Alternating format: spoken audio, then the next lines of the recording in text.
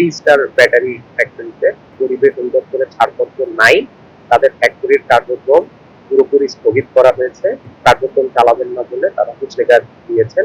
গ ধারা অনুযায়ী তাকে সর্বোচ্চ 2 লক্ষ টাকা জরিমানা করা হয়েছে। তারা পরিবেশ অধিদপ্তরের কোনো ছাড়পত্র নেননি।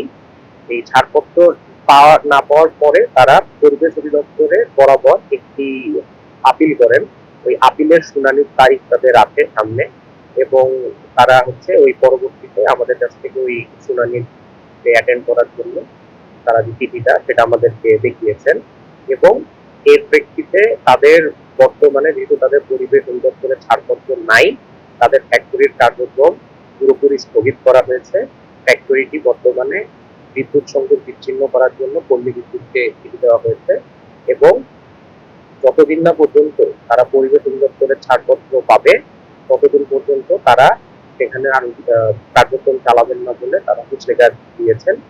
এবং আপাতত আমরা তাদেরকে হুঁশিয়ারি এবং জরিমানা গ্রহণ করেছি।